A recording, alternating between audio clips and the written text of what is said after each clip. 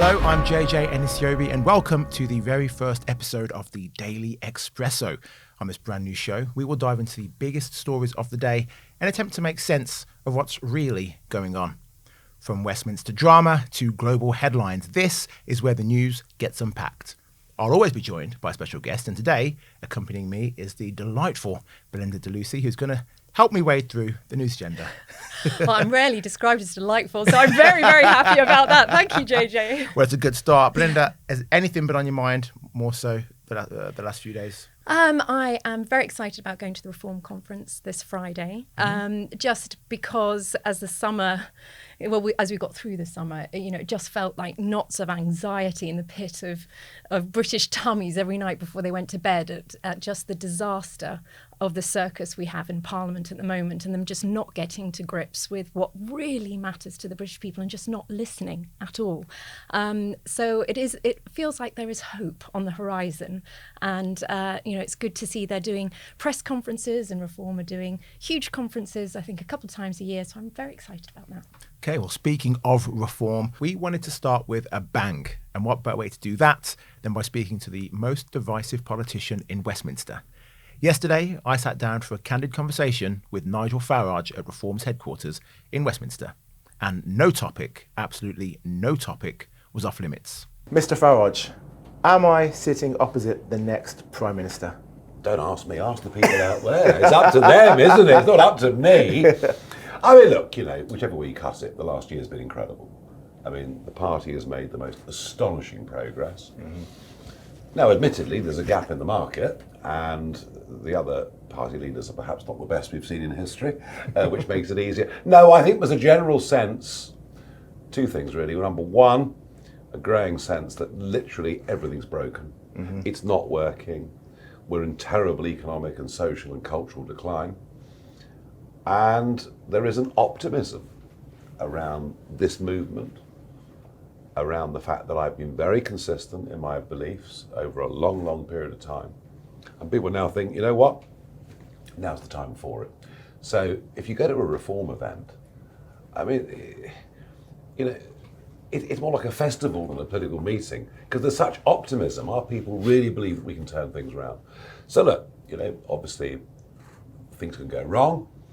They often do in life, but I think we've got every chance of winning the next election. Yes, I do. Well, you say the country's in total despair, everything's broken. Yeah. How is Reform going to actually turn things around? How are you going to change the mood of the nation? Well, first things first, it needs to change the mood of the nation. Mm-hmm. We need some positive energy. We need some can-do belief. Take areas like crime, where I am struck that really the other parties, the police, the courts, have virtually given up. I mean, can you believe we're sitting here and you can shoplift up to 200 quid without getting prosecuted? I mean, can you actually believe that? I mean, it's just extraordinary that we've got to that. So when we say we are going to turn around crime, we want you to report crime, we want to prosecute crime. If it means magistrates' courts being open 24 hours a day, that's what we'll do. 7 days a week, that's what we'll do. People understand there is going to be genuinely a change. Mm-hmm. On the economics of things, I just think we have to reinstill a sense, particularly amongst young people, that hard work is the only way you're going to have any success in life. So attitudinal change is important. I think the types of people that will choose to be ministers will be different. We'll drag in many talents from outside Parliament. Okay. The idea that all your ministers have to be MPs, why? Well, because we've always done it like this, right? So why can't I do it differently? So we're thinking about things in a very, very different way. Okay. Have you seen the clip of Rylan on This Morning? I have. Yeah, but you've seen it. Okay, he says something needs to be done drastically now about immigration. Is there room for Rylan in Reform? Would he be one of your ministers, perhaps? Well, I don't know. Culture Secretary? Well, I don't know. I thought it was very interesting that he said it. I thought what was even more interesting is how little backlash he's got. If he'd used that position on an ITV programme like that 4 or 5 years ago, there would have been a 300,000 signature petition demanding he was sacked. Yeah. And that hasn't been the case. So people do know that something needs to be done. And let's face it, I have been the clearest, most consistent person warning about this. I was going out into the channel in early 2020, filming these shenanigans, saying, wake up everybody. This is happening. And I think with the illegal migration, I think that the sense of unfairness, the fact that people, there was one in Suffolk over the weekend, people being put into this lovely new build in Suffolk, when there's 1.3 million people in the country on social housing lists. That sense of unfairness, I think, strikes very deep. Okay. Your policy layout had a lot of reactions. I want to hear your reactions to some of these reactions. It won't surprise you. Labour have called these fantasy resolutions, and Starmer actually then tweeted, if you're thinking about coming to the UK illegally, don't. You'll face detention and return. What, from reform? Yeah. Not from him. We were having a laugh. If you come to the UK illegally under Keir Starmer, we guarantee 4-star. We can't promise 5-star, but we guarantee. I mean, come on. What have they done? Nothing. Apart from lie to us. I'm sorry, but I now got to the point where he just repeatedly lies to us. Mm-hmm. Over and over and over. It's almost unbelievable. Whether he actually himself believes in what he says, I don't know. Belinda, do you think I just interviewed the next British Prime Minister? I am very optimistic because I think the Tories and the Labour Party are dead cats. I think they're broken out old vehicles. They've had their time. Both are responsible for the economic mess we're in, for the open borders, for the decline in law and order. Both need to be held to account by dissolving and letting new parties come through. And I think people just don't trust them anymore, from manifesto lies to just constant deception once in power, from putting foreign interests before British interests every time. I mean, the government should really rename every single department the Foreign Office, because to be quite honest, the Brits are looking at Westminster thinking they've lost a war and they're occupied by a foreign power. And I do think the roar of the British lion is coming through, and we've had enough. And gosh, we've been patient, JJ. We have been well behaved and patient. And if the worst thing that happens is a few mums dressed in pink T-shirts, protesting outside asylum hotels, then, I think that's a good reflection on actually how wonderful the British public are. And I think times are changing. It's a political tsunami is going to occur, and I'm very excited. Well, I can tell you used to be an MEP. You don't answer my question at all. Do you think Nigel Farage is going to be the next Prime Minister? Yes, I do. I think it's his time, and I think the universe needs healing. And he's a politician of conviction. He's got a 30-year CV. He does what he says on the tin.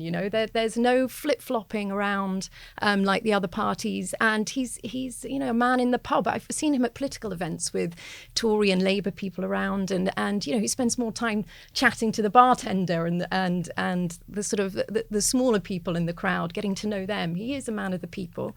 Listen, he's not perfect, but no hero of democracy is ever a saint, JJ. Look at Wat Tyler to Winston Churchill. There's no one's ever going to be perfect, but he's the best shot we've got. So yes, I do think he's going to be the next Prime Minister. He paints a gloomy picture, though, of modern Britain. I listen to Nigel talk and I think, God, I'm terrified to go outside. And then I go outside and actually it isn't that bad out there. What is his vision of modern, dreary, broken Britain? Does that tally to reality? I think for many people it really, really does. We've seen a decline in living standards. We've seen it's almost impossible to live a decent life of being a teacher or a nurse or all these jobs. When I was at school back in the 90s, I went to a local comprehensive. You had sons and daughters of plumbers and electricians. They were all excited about their future. They could buy a house and start a family. They could live off their earnings. The government have made it impossible to live off basic earnings in this country. And I think it's quite dire for the youth. I think we are quite lucky that we are a different generation. I have 4 children, ranging from 16 to 20. The idea they've got a chance of buying a house, is so far-fetched to them. They can't even imagine it. And there's far less jobs from out of university. And I think we need to invigorate this country and make the young believe that they can have a wonderful future again.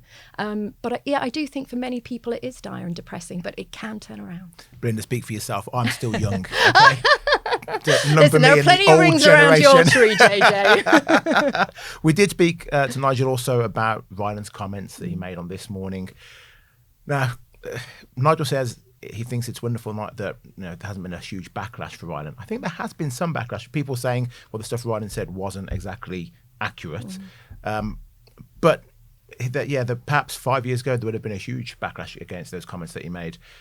Does this suggest there is a sea change when it comes to popular opinion now on immigration? I do. If sort of mild-mannered, sweet Rylan can express what I would see as very moderate centrist views. Most countries have borders. Most countries send back, men who've broken into their country. This is very, very normal. But because the centrists and the left have become so extreme, so hysterical and rabid, and have followed such far-fetched policies that erode the nation's state, cancel free speech, erode democracy. It's actually people like Rylan who are the moderates. And I think it's wonderful that he felt free to say it. And if you noticed from the clip, everyone around him was agreeing.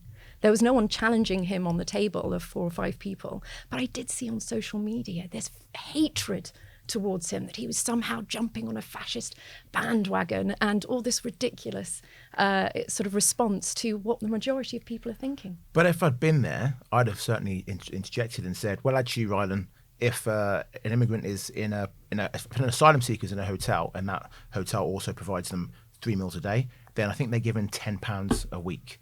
Not, they're given iPads and they've got nice big TVs. The picture he's painting isn't what is actually the reality of the situation. But as Rylan himself also admitted, he said, this is what we're being fed. So I feel like there's some misinformation being fed, and people are latching onto it and thinking, well, why have the asylum seekers got a massive, huge 50-inch TV in their bedroom and a PlayStation and an iPad? But that's actually not the reality. Well, I think the biggest misinformation that's being fed is they are asylum seekers. I think if you're a young, fit, relatively wealthy man coming from the safety of France, I would challenge you on the description of them as asylum seekers. I see asylum seekers as, for example, these Yazidi girls in 2015, where I think the British public would have been very happy to have welcomed those girls who are being enslaved and raped and tortured. This is not what's happening. These men don't have documents. They're unvetted. They're coming from dangerous terror hotspot countries with violence, deeply misogynistic cultures, and we don't know who they are. And I think, this is our home. And I think we're a very generous country. I think we've always believed in providing a sanctuary for genuine asylum seekers. I would say we'd have to sort of limit and cap the number we resettle here, because this obsession with having to resettle the world's disaffected men is insane. If you want to help the most people fleeing from war, invest in UN camps near the war zone, create safety for children who can't travel. There you could help far more people for far less money. So I don't think there is a moral case for resettling men breaking into our country at the cost of the taxpayer. Okay. Finally, Farage said that Starmer is a liar. He tells lies after lie after lie. Didn't hold back at all.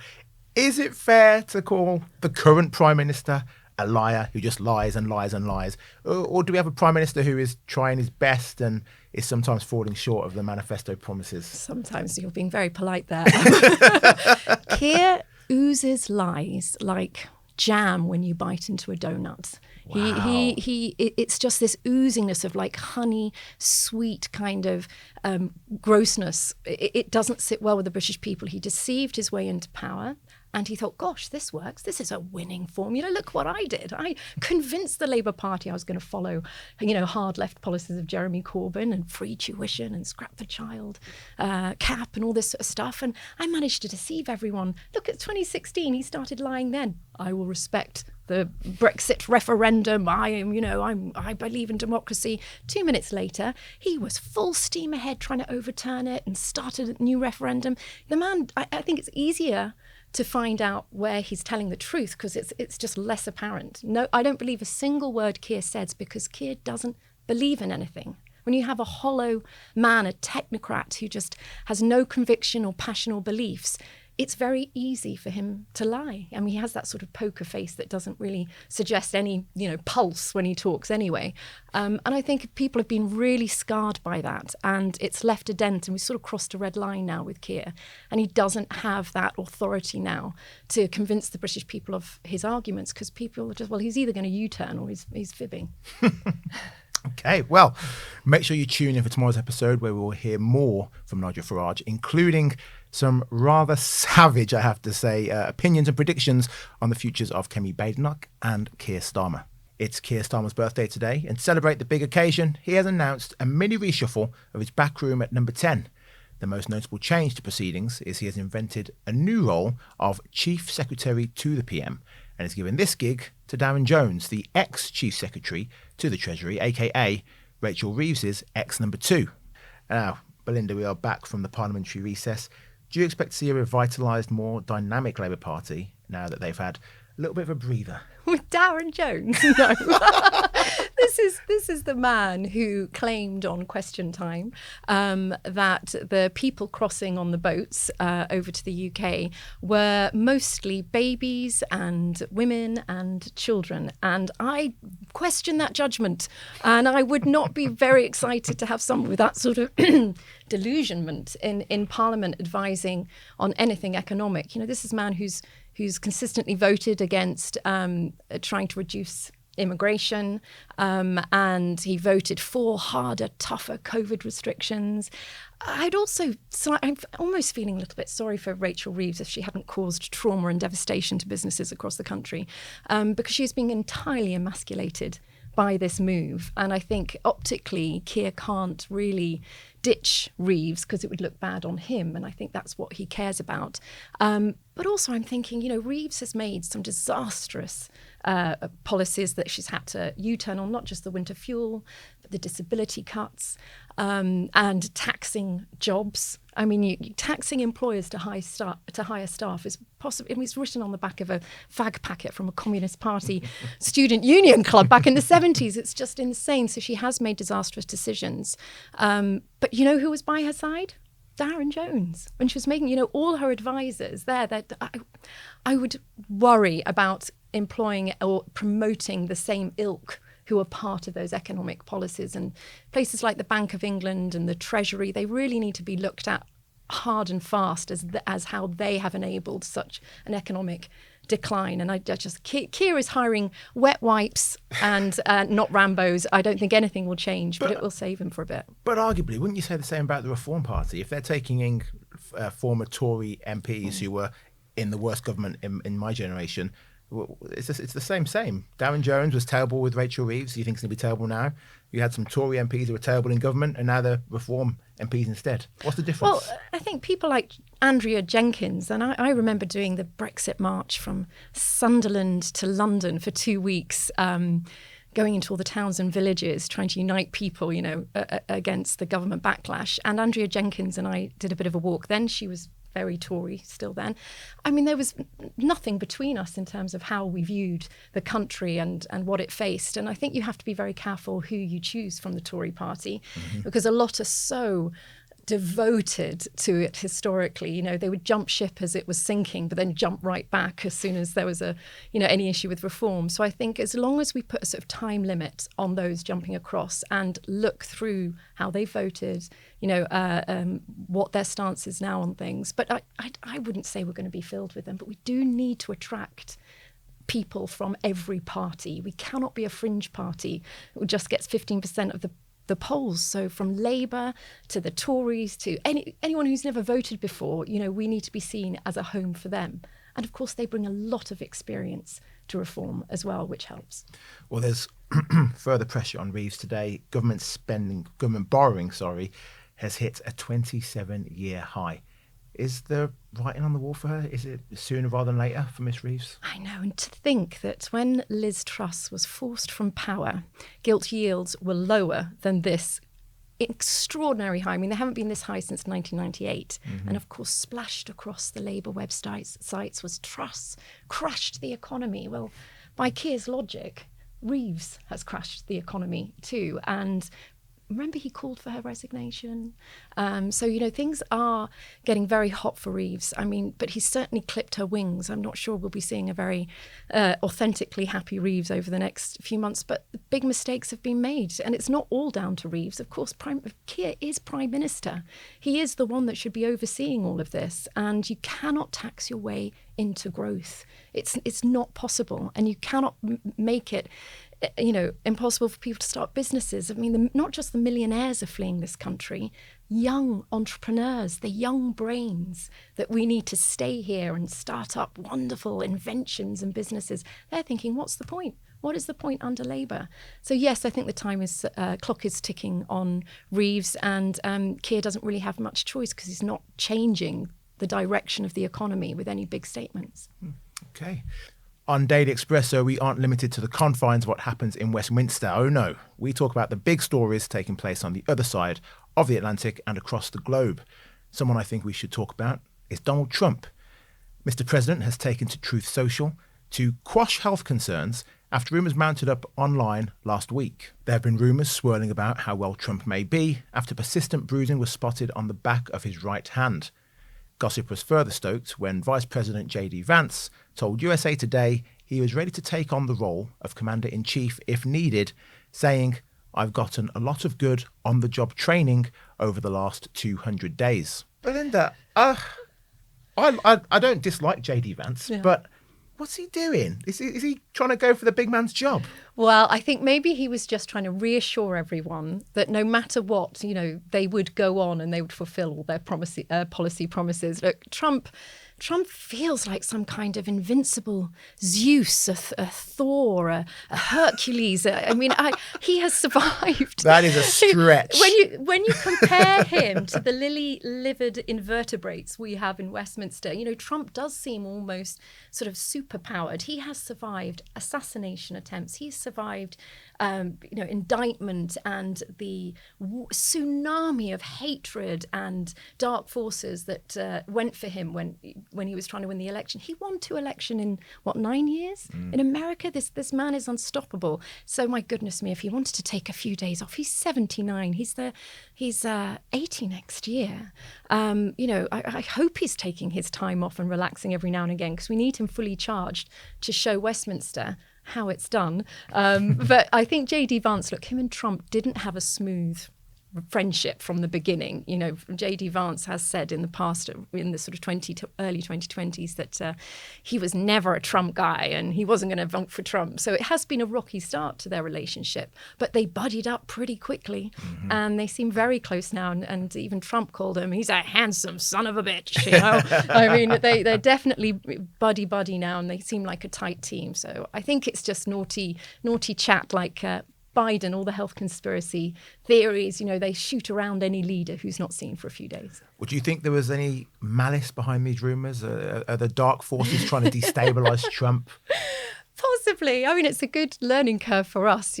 Poor Nigel isn't seen for a couple of days. He's not the bastion of health that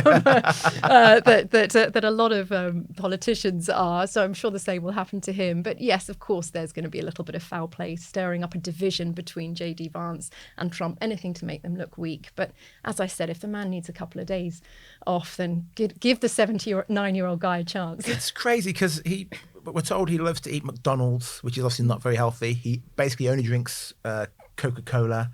And yet he still seems like a pretty durable, virile man. I think that comes from a deep sense of purpose and a love and a belief what you're doing is right. And when you are up against a huge enemy, a force that you think is unbeatable, like David and Goliath. I felt like this when we were MEPs in the EU Parliament.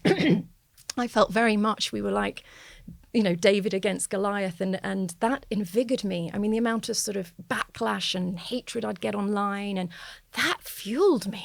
I was like, wow, it's almost your defense mechanism kick in. You're like, gosh, I must be doing something right because I'm upsetting all the right people.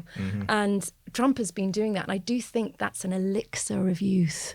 And I hope that I get more of it. And Nigel certainly has it too. Okay, well, speaking of annoying people, another story that has caught my eye was of the millionaire chief executive who grabbed a cap from the hands of a young tennis fan at the US Open. Piotr Sherek, the boss of a Polish paving firm, was filmed snatching Kamil Matriak's hat after the Polish tennis star approached the crowd to celebrate his stunning 5-set victory with supporters. The 29-year-old approached his fans and began signing tennis balls before a young boy named Brock requested his cap. Of course, without hesitation, the tennis player handed it over without even glancing up, only for the millionaire Sheshrek to swipe the hat from the youngster before placing it in a bag. Now, that man has since apologised, but the damage has been done. Belinda, I saw this story, I watched the clip, and I thought, is it even a big deal? Like, sorry, kid, you were not promised this cap before you came. The tennis player didn't even have the decency to look you in the face. You just put it up there. You're too slow. Lesson learned. Be faster next time, dweeb. Well, you may have a point there, but I had to watch the clip several times because I thought it was some sort of setup or meme. And I think that as a meme is going to go viral. Listen, of course, if that had happened to my child, I would have probably said, oi, that was for my little one. Do the right thing or something like that. Because it's good for children as well to see parents kind of stand up for what's right. Absolutely. But I do feel this world of social media, you have to literally be a saint to get by and to keep your job. And I'm going to be honest, I'm a very flawed human being. I have had moments in my life. I'm so pleased I lived before the age of social media and they weren't caught on camera, that I'm not proud of. And I kind of am sort of verging on the sympathy side for all those who are caught out on moments of behaviour that they're not proud of. And I know it could happen to any of us, a moment of temper shouting at your kids in the street, and I'd be all over Twitter saying social services on Belinda DeLucy, and but I never trust people who sell themselves as saints anyway. We're all flawed human beings. I would say what a wally to be in a highly televised sports match, to have not taken that into consideration. And yes, he may be a super successful businessman, but he did say in his apology that it's given him a lesson in humility, which I don't think is a bad thing for anyone who's very high powered, who's used to sort of not noticing people around them on their sort of path to victory. I think it is quite a good lesson, but judge and jury of Twitter and social media is incredibly brutal. I can't believe he didn't learn the lessons from the Coldplay couple. I mean, come on. Precisely. So had you been there, your kid has the hat taken, but you're not immediately there in the stands. I don't think that kid's parents are right there. Oh, yeah. So he comes and tells you afterwards, Mummy, this rich man just stole the tennis player's hat that I was going to have. Wait, what are you doing? Are you heading to the car park? Are you hunting this guy down? Do you know, I wouldn't, just because, as a parent of four, just getting my kids to a match to sit still and home, without any fighting or tantrums, I'd be relieved. The idea I was going to go on a mission and hunt someone down and be one of those, pesky, sort of angry parents who thinks their child is absolute perfection, tiger mum types. That's just not me. But I think also the parents didn't need to, because the social media literally tore this poor man down in a way it could have all been done privately, but I do feel sorry, definitely feel for those making mistakes in public now. Yeah. Okay, well, Belinda, thank you very much for joining us on the very first Daily Expresso. It's so exciting. It's wonderful. Popped our cherry. Right, the caffeine has worn off and that's all we've got time for. Thank you for watching the Daily Expresso. Join us again tomorrow, where we will show more of our exclusive interview with Nigel Farage, and I'll be joined by Carole Malone to make sense of all the day's big headlines.